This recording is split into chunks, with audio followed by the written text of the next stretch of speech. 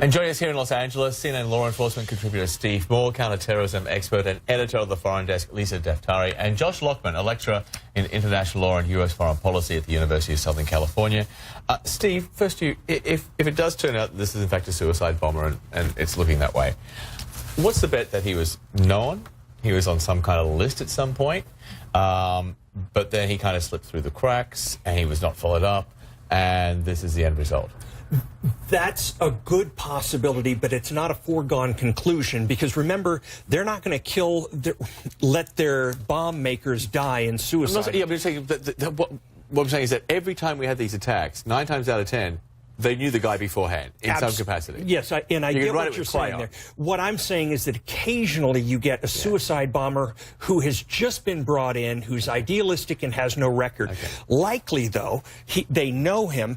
And see, that's going to help the post-investigation, because if they've been watching him, they know everybody he's talked to. They probably have records on all of his digital communications. And right now, what they're doing is going to these places, going to these people, setting up taps on them, setting up surveillance, and there's a little bit of brinkmanship here. Do we want to go in and grab them, or do we want to see what they're going to do? And it's a risk that you really have to take sometimes. And Lisa, carrying on with this working assumption that, as this U.S. law enforcement official says, it was probably a suicide bomber, the question has to be, was he homegrown? Did he come in from somewhere else? I mean, these are important questions for law enforcement and how you conduct the investigation going forward. Yeah, absolutely. And for years we've been saying, let's take lone wolf terrorism out of our vocabulary and jargon, because there's no such thing as lone wolf. Even if this individual was carrying this out alone, which is probably not the case, because this was a more sophisticated attack than we've seen. ISIS, and if it ends up being ISIS, Al-Qaeda, more so ISIS, has designed this do-it-yourself Jihadi 101 kit that you can really launch an attack from anywhere. And yes, are you alone? Are you doing this as a freelance attack, as you said before? No, because you have a network. You have a world of jihadis supporting you, whether it's on social media. And we talk about... What about locally in Manchester? In Manchester, there may be a local mosque or a community or just a group of friends who get together and do this. We've seen all the cases that I mentioned, that you see individuals that work alone with family members, and it takes months to track down each one of these individuals. Sometimes they're connected to other attacks within Europe. Sometimes they've come back from Syria or lived abroad and learned these tactics somewhere else. Sometimes we find that they were on a terror list and we overlooked it. It's always 2020 when we're looking back.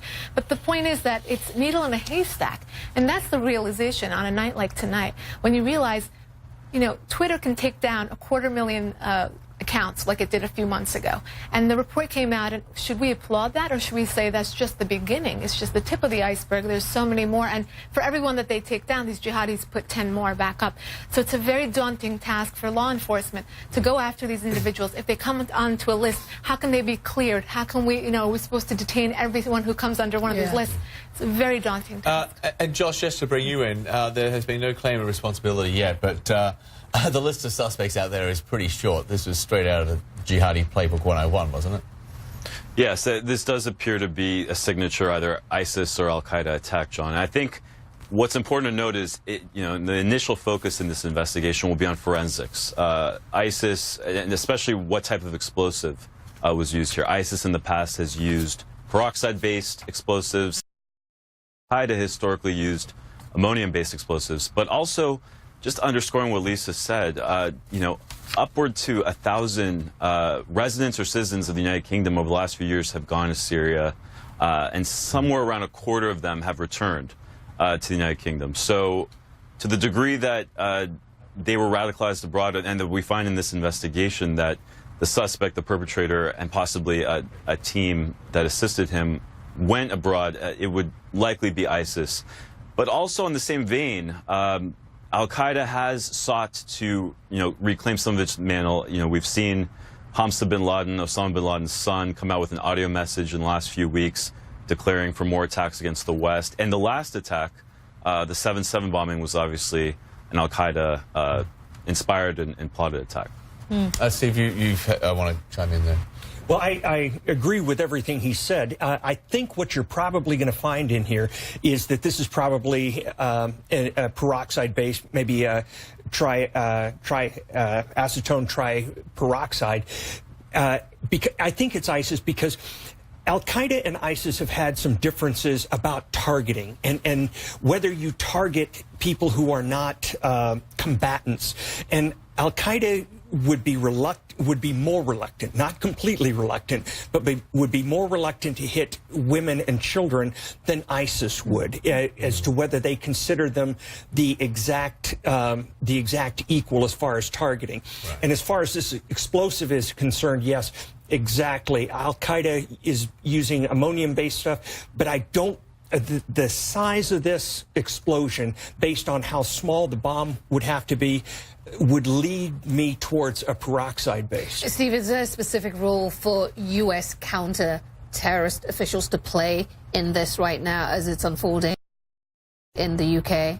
There's going to be, because, as Lisa said, the people who you're looking at are going to have communications with people all over the world. And there is a very robust counterterrorism group in the United States, including the NSA, who's monitoring things that are going on everywhere from Yemen to Aleppo to Raqqa.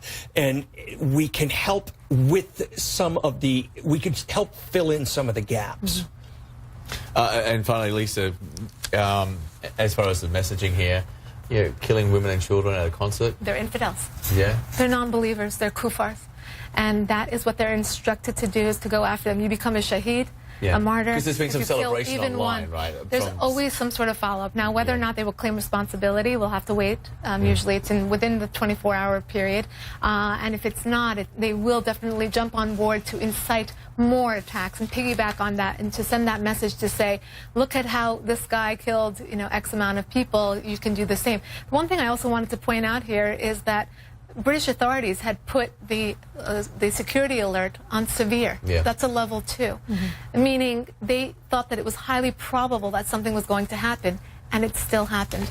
Likely but not imminent is likely but not imminent. But imminent, this is a full-time job to kill the infidel. Yeah. Women, children, all the above. Thank you. Okay, Lisa and Steve and Josh. We appreciate it. Thank you. Thank you for joining us on this difficult evening. We appreciate it.